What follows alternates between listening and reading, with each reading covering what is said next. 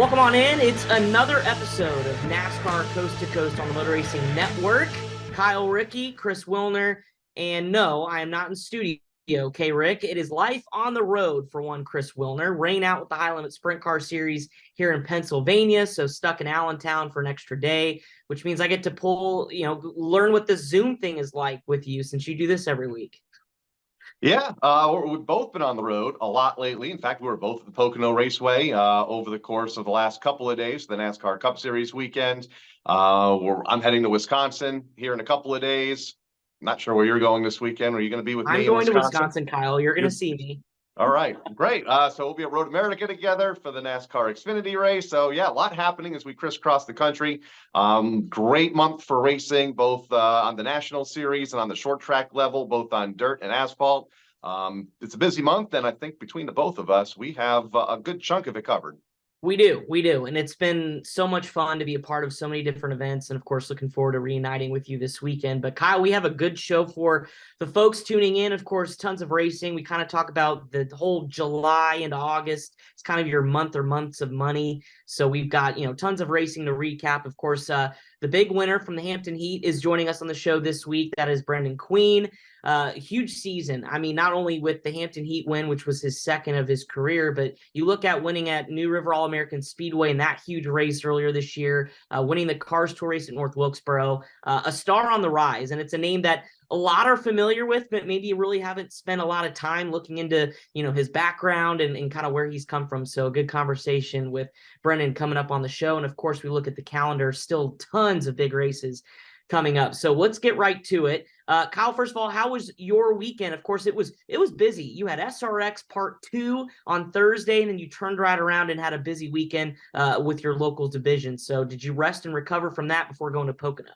Yeah, thankfully, I guess not thankfully for the racetrack, but for me, Stafford rained out on Friday. Mother Nature just, to get 2 days in a row of good weather up here is asking a lot, I feel like, these days. And Friday was the day of rain, but Thursday night was good. Watching Ryan Newman pick up a win at the SRX event at Stafford Speedway, a very rough and tumble event for a second consecutive week, that is. A lot of breaks were the issue. Ryan Preece, Tony Kanaan, Paul Tracy, who else had brake issues? Greg Biffle, he got the wall pretty hard in the heat race. Not a brake issue there, more of contact, but still a big hit. The poor folks at SRX for a second week in a row having to put those cars back together for race number 3 this week at Motor Mile. So best wishes to everybody at Motor Mile on Thursday night, the entire crew on putting on a great event week 3 of the Superstar Racing Experience. Pocono was busy watching Kyle Busch pick up his 100th win for KBM, part of a triple header weekend of racing there, a rough and tumble NASCAR Cup race as well. So, it was fun, and all within driving distance, which is always a good time when you can stay out of the airports and not have to worry about dealing with the airlines. Yeah, absolutely. But man, I'm just tired listening to you and all that you've had this weekend. It's crazy. But while you were in Pocono, let's kind of start things off with our ARCA Menard series. Jesse Love picking things right back up. He had a little bit of a stumble, the last 2 weeks, but 5th win of the year at Pocono, part of a quadruple header when it came to our coverage on the Motor Racing Network with practice and qualifying due to the rain on Friday. So Saturday was busy. It began at 8:30 a.m. Kyle, what was that like? A green flag at 8:30. Did you have coffee in that morning or what? It did. The sun was coming up and we were putting cars on the racetrack, and those are pretty cool days. They're long days. Or as our producer Ryan Horn says, they are full days. He told us that morning, you only have to work a half a day today, 12 hours. And that was pretty much it. By the time the Xfinity race ended, it was about a 12-hour day with a microphone in front of our face for most of us. Jesse Love picking up the win. No surprise, he had the fastest car. He led much of the event. Connor Mosack finished in second. Another great run for Andres Perez in third, currently second in the championship standings. I feel bad for Logan Misaraka. There's nothing worse than having to wait an extra 16, 17 hours or so to go racing and only get a handful of laps in before a tire went down on her car going into turn 1 before the 10-lap mark. So feel bad for Logan. She needs to catch a break, and I think it's coming soon. I know that was a deal that came together last minute for her, but overall, a great event. Jesse Love continuing to extend his championship lead now to, I think, 69 points, heading to their next event at Michigan here in a couple of weeks. Yeah. So that was a good opener to the Pocono weekend. Let's go north of the border. Marc-Antoine Cameron's second win of 2023 at Edmonton. I mean, you look at it, the results, it's like everybody who's in the championship fight was in the top 5. I mean, that's how close this championship, I think, is going to get again this year, just like it kind of was last year. But what were your thoughts about Pinty Series? Because they're back in action, I think, today as we record the show at Sutherland. So there's no slowing down for our folks in the Pinty Series. Yeah, as we record this show, they're making their West Coast or their Western swing, as they call it up there in the NASCAR Pinty Series. But you're right, a good field of cars and all the big names made their way to the front. Kevin Lacroix in second, Andrew Ranger in third, LP Dumoulin, and Donald Teege were the top 5. Good event there at Edmonton. Marc-Antoine Cameron led most of the laps, including making a last lap pass on the inside on Kevin Lacroix, who was so strong in the outside lane over the final couple of laps, including the final 2-lap shootout. But unfortunately for Lacroix, had to settle for the second spot. 2 races tonight. Trenton Lapsevich, who wasn't really much of a factor at all in Edmonton, still leads the championship standings by 21 over Kevin Lacroix for not 1, but 2 races tonight in Saskatoon, Saskatchewan. Love that. That's my favorite place I go, just so you could say Saskatoon, Absolutely. Saskatchewan. Say that 10 times fast. Before we get to the Hampton Heat, because it was a huge win for Brenden Queen, did want to mention that William Byron was in action before Pocono with the Southern Super Series at 5 Flags as the Pepperjack Kennel Twin 100s. He won the race, crossed the start and finish line first on Friday night, but was deemed disqualified for post-race technical inspection. So, Kyle, for like the 4th straight week, we've got a race that has been made in the tech shed versus on the racetrack. And it happens to a 4-time Cup Series winner this year in William Byron. Yeah, it just proves it could happen to anybody. Jeremy Doss inheriting the win in that first event of what was scheduled to be 2. Gio Ruggiero and Jackson Boone rounded out the top 3. Race 2 weathered out, of course, for Mother Nature on night number 2. They're going to make that event up in September, I believe September 22nd, the makeup date for race 2. Good field of cars, 28 took the green flag. So good for Jeremy Doss, bummer for William Byron, failing post-race tech after dominating much of that race. And when they make up that race, remember the best average finish between those 2 races gets a big old prize pack for the Snowball Derby in December. That includes tires, fuel, passes, all that good stuff. So a lot to race for still in race 2. All right, before we get Brenden Queen on the show, let's talk about his big win in the Hampton Heat, his second of his career, 200 laps around Langley, his home racetrack, and he had to work for it. About 10th, maybe around the halfway point. And Kyle, he charged through the field and ended the 11-race winning streak by Connor Hall, who's been undefeated there all season. Hall finishes second to Queen. Yeah, 11 for 11 for Connor Hall going into the Hampton Heat. A relatively tame race. They said pre-race 200 laps, and they were going to be all green flag laps. Cautions wouldn't count.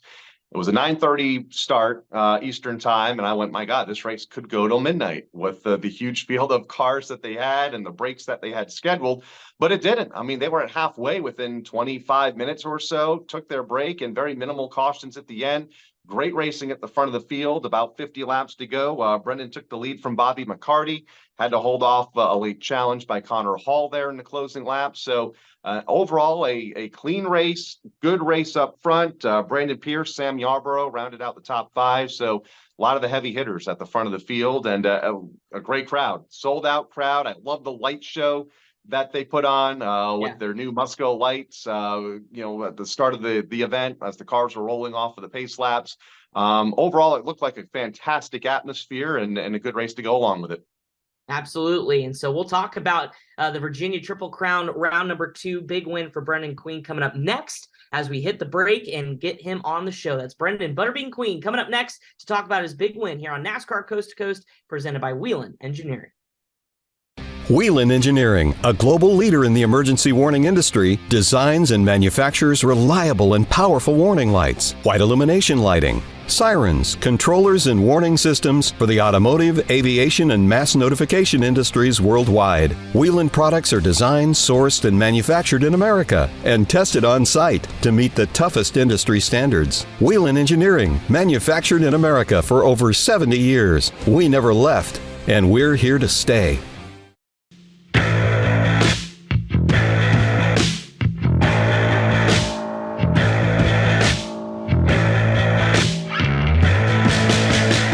into NASCAR Coast to Coast presented by Whelen Engineering. As promised, joining us via Zoom, it is the big winner of the Hampton Heat over the past weekend. His second win at Langley, that is Mr. Brenden Queen. How are you, my friend? Congratulations, first of all, about the big weekend. I know it was huge. This has been a big year for you, but walk me through the battle for the lead there, passing Bobby McCarty there under just about 50 to go and getting the win. Yeah, thanks again for having me. It's always awesome to be on with y'all. Appreciate what y'all do for the sport. The pass for the lead is always crazy. You never know if it's going to be the last pass or if you're going to have to fight off somebody. I knew Bobby and Connor were going to be really good there at the end, and I felt like we were right on Bobby's bumper right there for a couple of laps after the restart, and I just felt like if I could get to clean air and get away, I could manage the race from there. And got underneath them off of 4 there, and we were able to complete the pass and lead the rest of the way. Thankfully, no caution came out. That was always a stressful thing, when you're leading. You just want to get it to the end, and I got blessed, and it worked out for us. You mentioned Connor Hall, who finished in the second spot. Bobby McCarty, I believe, ended up in the third position. Relatively clean race, a lot of long green flag runs in both halves of the event. How did you manage the 200 laps? Because at halfway, you were 10th. Yeah, that was part of our plan. I mean, it was 200 laps, the same set of tires, and it was kind of the same scenario when I won it in 2020. I just kind of rode and ran my own race. It's kind of funny. Those guys went up there and led the race, and they were running way faster than us. And it kind of blows my mind a little bit because I'm like, there's no way they're going to make it if there's guys like us that have pretty good cars that are riding. But hey, I'm glad they went and did it. It worked out for us, So halfway, we wanted to be around the top 10. You said we were 10th, so we had cracked the top 10, but I knew we were in good shape when the right rear tire still had a center line in it at the halfway break. I said, uh-oh, that's bad news for those guys. So our car was good. Anytime you drive a Lee Pulliam car, it's fast. So pressure's on me to do my job because the car is good enough, and we just had to execute the plan and trust the process was our motto all weekend, and we trusted it. So managed the first half, like a Sunday cruise, and then the second half we really got racing. I know you've got a long history there at Langley, and of course, anytime you can win there, it's special. But does this second Hampton Heat win maybe mean a little bit more, or is it a little bit bigger considering the year you're having? I mean, Cars Tour win at North Wilkesboro, and you look at all your accomplishments this year, especially, does this one feel a little bit bigger? It does. I told people, you got to think when I won the one in 2020, it was COVID. So the stands weren't packed, and this time it was sold out. And they said that when I took the lead, the crowd erupted, and I stood in victory lane for probably a solid hour after the car was gone, just taking pictures with fans. And that's what it's all about. I love winning a hometown race. And also the storyline of I was driving the car that I knocked out of the way to win in 2020. So, yeah, you cannot make these types of stories up. And, Lee Pulliam and I have just turned out to be great friends through this whole relationship we've built. And my crew chief, Doug Powers, it was a big win for him. And to win in a car that I knocked out of the way is pretty dang cool to get redemption for that team. And the driver of that car that night, Corey Heim, has gone on to some pretty cool things in the NASCAR Craftsman Truck Series here now 3 years later. Talk about your post-race celebration out of the racetrack. Pretty cool evening at Waffle House. I know that was kind of a thing going into the weekend where if you win, it's off to the Waffle House post-race. It's funny. We've been doing that for a while. Yeah.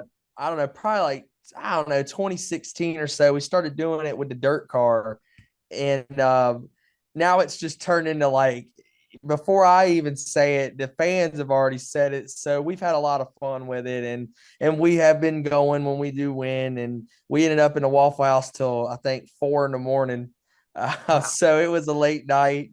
had a good time. But those are the memories that make it what it is. I mean, we document it obviously with Flow Racing. We do the vlogs with them, and I think it just released today. So we got our Hampton Heat win, obviously, and then in the end, you see us at Waffle House having a good time. So maybe Waffle House will jump on board with us for a race or so. That'd be really cool. But if not, we're gonna keep having fun, and it's just always fun to go celebrate with your sponsors and fans and family because they're the ones that make it happen. I'm the lucky one that gets the spotlight, but there's so many people behind the scenes that don't get that glory, but they're the reason that it's happening.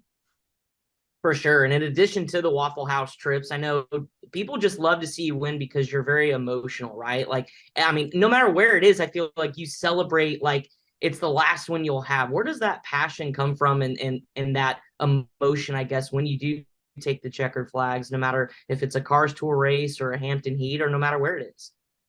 I think you just hit the nail on the head. You celebrate it like it's your last because you're not guaranteed another win. I mean, you know, we we we don't want to take it for granted that we get to go drive these race cars, but something could happen and I could be sitting at home next week and not racing. So, you just got to enjoy it. Even the bad nights are better than sitting in the grandstands wishing you could race. So, I've had a lot of respect for that. I think, I worked so hard with my own car and my family car that now that I got this opportunity with Lee, like I respect it even more because I know how much time and effort goes into win these races because, you know, I was doing it myself last year and the years before. So I don't know. I really just try to enjoy the moment and cherish it because it's a lot of work for 5 minutes of fun and then it's over. Once you take your pictures and get out of tech, I mean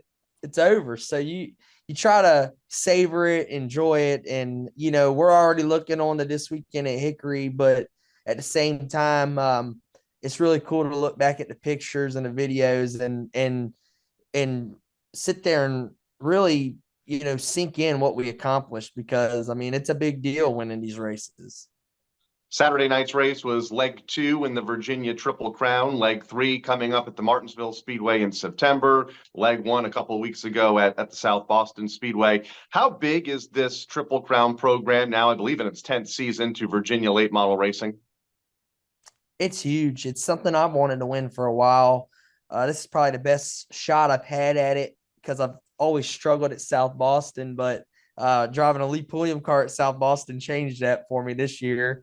And then, a second and a first, we're in good shape going into Martinsville, which is probably Lee's best track. I think he's finished second 9 times and won it twice. So I feel like I'll have a shot there. And, I really want to win a clock. And I always tell him if I win the race, the points will take care of itself. So we're going to go there to win that clock. And if we win it, we know we'll win the Triple Crown. So it's going to be cool if we can accomplish it. And, if we don't win the clock and we can still win the Triple Crown, that's still a huge accomplishment. And it'll be a cool trophy to put on the shelf. Looking at big picture of kind of where we are in late model racing, I guess, in general, I mean, you look at with the Cars Tour and the new ownership group and the commitment from some big names to make sure that grassroots racing is alive and well. What does it mean to you to kind of have been a part of this now for a while? Like you've done your family car stuff. Now you're with a big team and you're seeing the attention late model racing has. I mean, I think more people now know about the Cars Tour. They know about, Hampton Heat, Triple Crowns. They know about all this other stuff going on than maybe they didn't 2 or 3 years ago. So what do you think late model racing is at as a whole right now? I think it's just getting stronger and stronger. And I feel like I came into this part of my career at the best time because I feel like with what I've been able to accomplish the last 2 years or so, and then now especially driving with Lee and then winning Wilkesboro, like it's really put my name and my brand on the map. The Butterbean brand is alive, and I sell a bunch of merch weekly and stuff that I dreamed of doing now is a reality. So the fan base just keeps growing, and I think that's due to how much eyes are on it. Like you're saying, it's what a time to be racing in late models, and what a time to be winning in the late model world, because if there was ever a time to win, it's right now. To jump off that same question that Chris just asked about the health of late model racing, how much has Flow Racing provided, for you guys, and then more eyes? I could sit in the hotel room in Pocono on Saturday night after the truck race and after the Xfinity race, and I was tuned in, as were people around the country. And I feel like that is able to happen week to week now at most of these asphalt short tracks that run late models. Flow is just such a big deal for us, and with them picking up the Cars Tour was really big. I mean, I got family that lives in Florida that doesn't get to see me race, and now they get to watch every single race I run, because I think every track I've been to had Flow coverage. And then, I've got my deal with Flow with the Butterbean Experience vlog going on, which has been nothing but fun. And I've gotten to know Rob Blunt and Matt Dillner and those guys through my relationship with Flow, and we're having a blast with it. And our vlogs are only getting better. We had to start somewhere, and each week we're getting better and better and better with it. And they're doing that to help promote my name. So, and for them, it's, they get associated with me to my fan base. So, we're helping each other out, and that's what it's all about. I mean, the coverage is really good. It's like watching the Cup race almost. And, everybody I talk to now is like, oh, is that on Flow? Absolutely. I'll be watching it. And, you hear Flow more and more than ever. And like, even at media day, Dillner and I were joking around, like I got the mullet. So we come up with something like go with the flow, just it's fun. We have a lot of fun with it. So it's been a good time. You talked about your brand. The Butterbean brand is alive and well, and I can say that for sure that it is, especially with all the success that you've had. But for those maybe tuning in, where did Butterbean even come from? And then also you got the Crash Bandicoot on the driver's suit. I mean, like, is there symbolic meaning with that stuff, or how did you kind of get those involved in your brand and your program? So I was born and I looked like the boxer Butterbean from back in the day. So that's how I got it when I was little. But the way that the Crash Bandicoot and the Mario come into play is on my family car. My main sponsor the last couple of years was the Old School Video Game Store. And I got to run those characters through them, which was a huge hit. Now on my Cars Tour car, my main sponsor is bestrepair.net, or Best Repair Company. But because the scheme was so symbolic, we ran the characters still and ran Old School smaller on that car, even though it's a separate deal. And obviously, I hadn't got my new suit in, so the suit still got Bandicoot on it and all that.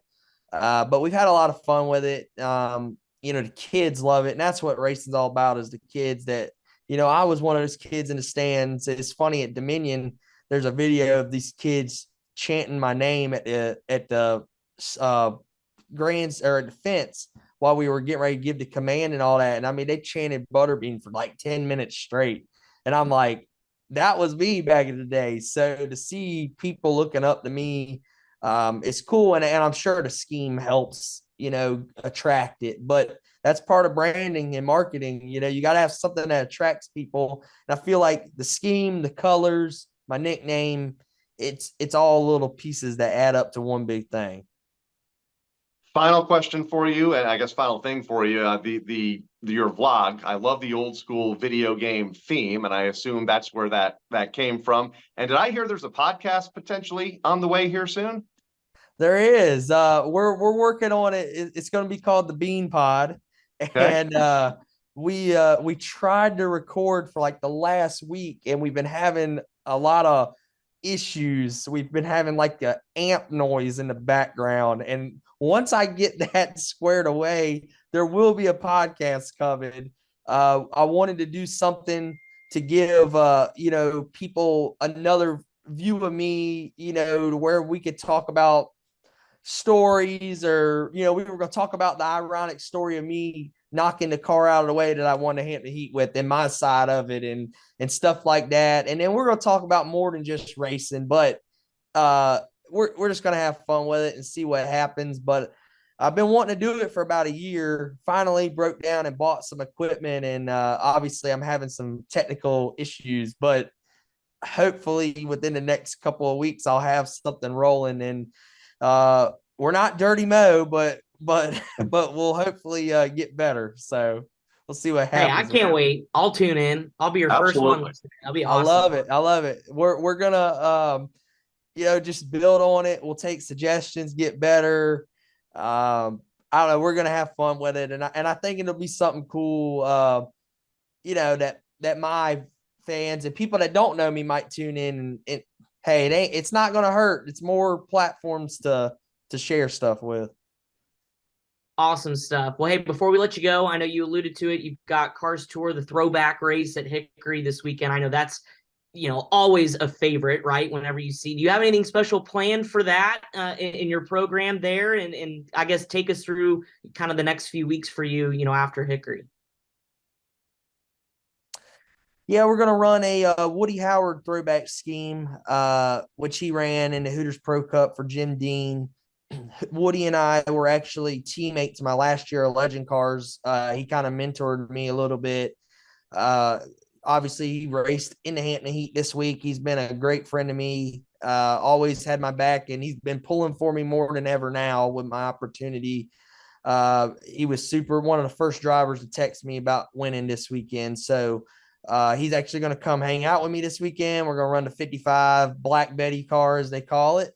And we're going to have a lot of fun with that. I've only been to Hickory once, hoping for a little bit better outcome this week. I think our team has got a lot more momentum and we're gelling a lot better.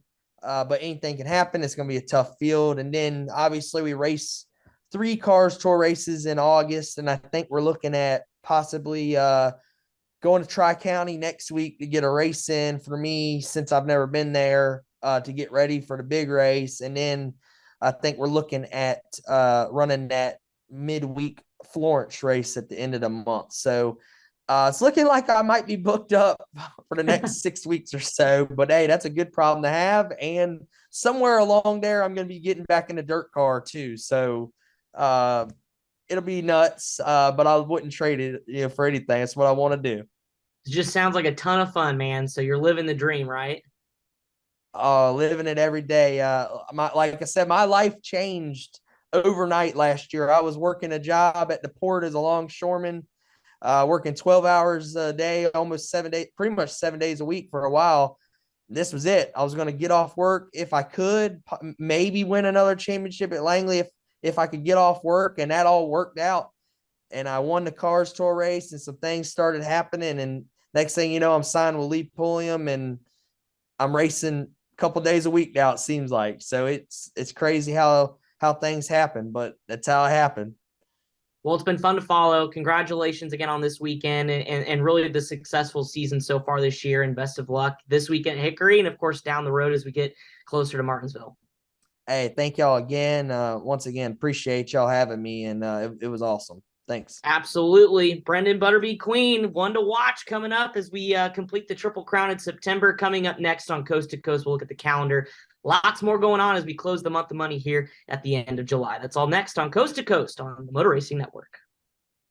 Whelen Engineering, a global leader in the emergency warning industry, designs and manufactures reliable and powerful warning lights, white illumination lighting, sirens, controllers, and warning systems for the automotive, aviation, and mass notification industries worldwide. Whelen products are designed, sourced, and manufactured in America and tested on site to meet the toughest industry standards. Whelen Engineering, manufactured in America for over 70 years. We never left, and we're here to stay.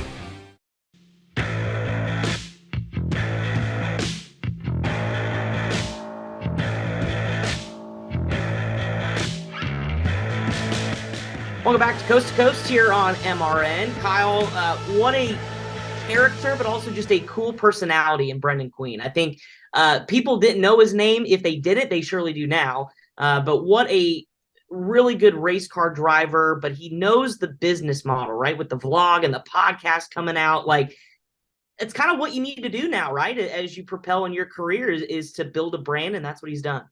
Yeah, he's got the brand, he's got the personality to build the brand, and now he has the platforms to get that brand out there, like a Flow Racing, like you mentioned.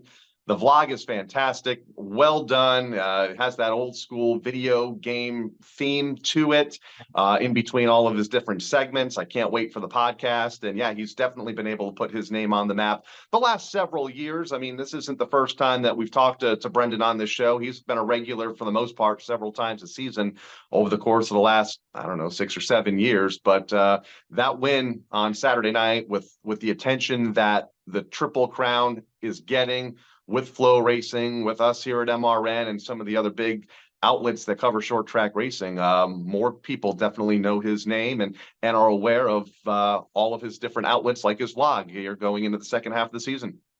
Yeah, absolutely. Good stuff from Brenden. Some quick news and notes, really just one that popped out to me this week before we get to the schedule. SRL Nationals at Berlin, the Money in the Bank on August 9th, which is rapidly approaching. Shout out Jeff Striegel.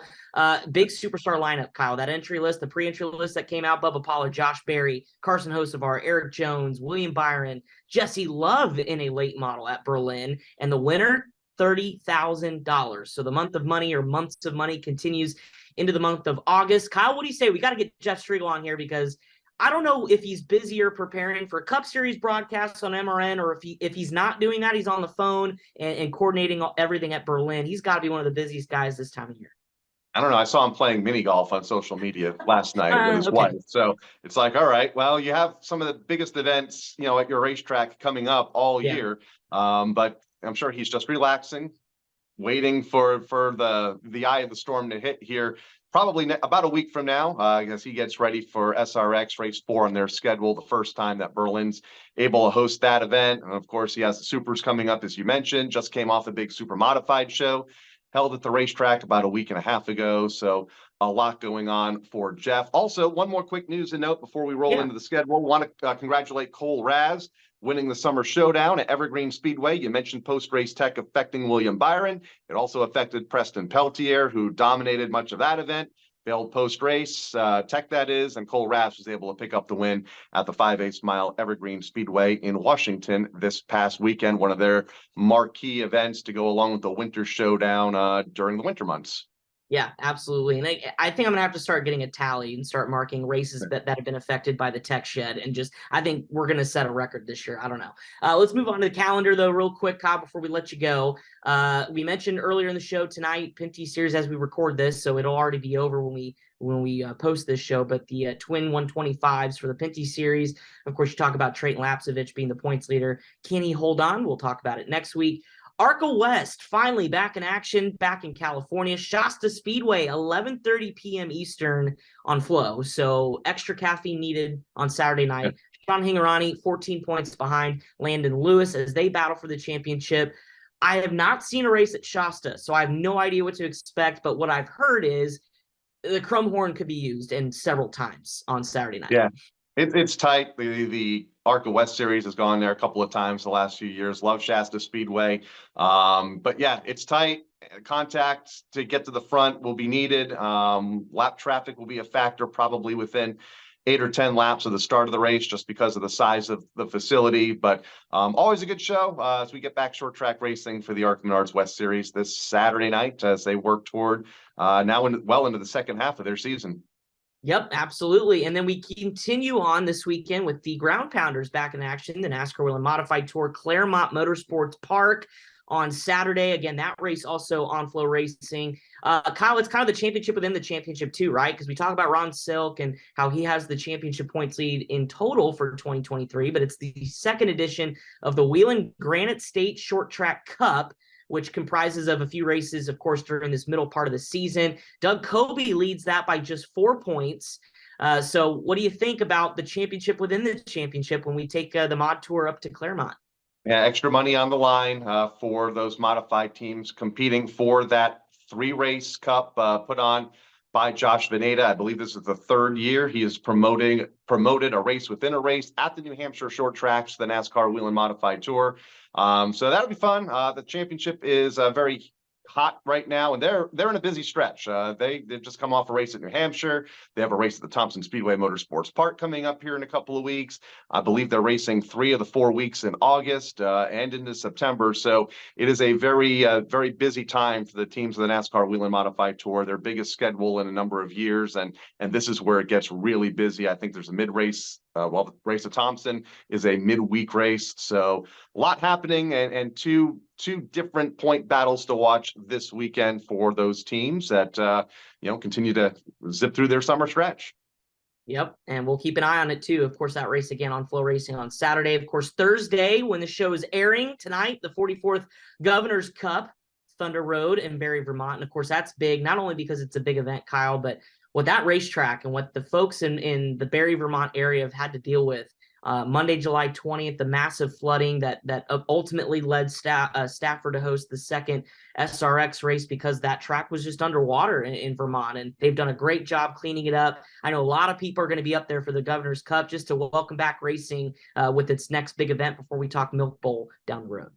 Yeah, huge event, and it just wasn't the track that was underwater, and it wasn't as bad at the racetrack, although a lot of their utility buildings were affected by the rain.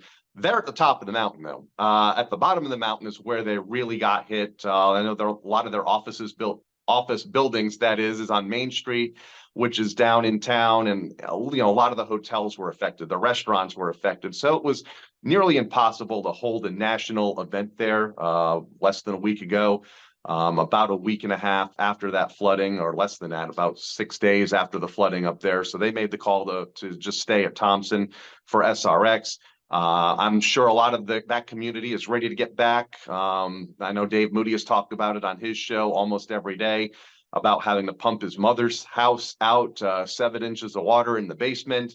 A fellow competitor from Thunder Road showed up at his mother's house and helped with a sub pump to clean her up and to get her house back livable. So a lot has happened up there, and I'm sure they'll be back to looking forward to getting back on track here tonight. Absolutely. Again, that race Thursday night. And then, of course, Saturday, the Cars Tour Throwback event. It's one of the most popular events. We've seen Dale Jr. be a part of that over the last couple of years. And, of course, now part of the ownership group of the Cars Tour. But celebrating the Hooters Pro Cup, I believe, this year, if my memory is not mistaken. So a lot of throwbacks to that era, Kyle. Are there any that stick out in your mind, or maybe you were a fan of back in the day? I like, in the Hooters Pro Cup, used to race up here in New England. I believe Trevor Bayne won, or at least finished well, at the Thompson Speedway when they ran. Regan Smith was in the field that day.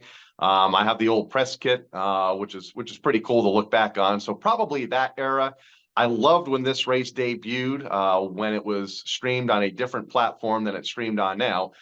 They used the old TNN Motorsports music from like the early 1990s to open the show and to close the show, which was really cool. So they've done a nice job with that event. Can't wait to watch it on Saturday night when we are done with our action at Road America. That's right. And of course, there's weekly racing all over the country. Riverhead, Bowman Gray, Berlin, Meridian, Indiana Sprint Week, if you're a dirt fan, continues this week. And the All-Star Circuit of the Champions at Knoxville, plus much more on Flow Racing. Stafford, you guys are in action Friday, the Dunleavy's Modified Night. Are you excited for that, Kyle? Yeah, 40 laps of the SK Light Modifieds, their second big event of the year. It's also kids' night, so we'll have kids on the front stretch racing big wheels, which is always fun. A lot happening on the racetrack and behind the racetrack. There are special displays that are going to be set up. I believe the Touch a Truck group will be there with about 30 vehicles. So it's going to be a full night of racing and a full night for the fans this Friday at Stafford. And I'll be watching, again, probably with you, at dinner Friday night. Sounds like a plan. We'll call it a date. How about that? There we go. Thank you guys so much for tuning in. It was such a big show. We can't thank Brenden Queen enough for joining us, and of course, looking forward to see what he could do this weekend when he takes on the Cars Tour at Hickory Motor Speedway. Don't forget, Motor Racing Network is back on the air this weekend. Kyle just alluded to it. It's a split weekend. Trucks in the Cup Series are at Richmond Raceway on the heels of a big weekend at Pocono, and then of course the NASCAR Xfinity Series Henry 180 will be Saturday Saturday on MRN from Road America. So Saturday we'll have Cup qualifying and practice from Richmond at 12:30 Eastern, followed by our coverage from Wisconsin and the twists and turns of the 4-mile road course at Road America at 2:30 Eastern. Then we go back to Richmond for the nightcap, 7 p.m. Eastern for the Truck Series race at Richmond. Sunday, NASCAR Live Race Day hits the air at 2 p.m. Eastern, leading in to the Cup Series Cookout 400 from Richmond. So Kyle will have to load up on some spotted cow, some bratwurst, some cheese curds, and looking forward to hanging out with you there at America's National Park of Speed. Well, looking forward to it. We'll see you on Friday. Sounds like a plan. Again, for our producer, Pat Jaggers, for Kyle Rickey, my name is Chris Wilner. Thank you so much for tuning in to NASCAR Coast to Coast, presented by Whelen Engineering. On the road, in the air, and around the world, Whelen is trusted to be seen, trusted to be heard, and trusted to perform. Enjoy your weekend of racing, and of course, we'll break it all down next week.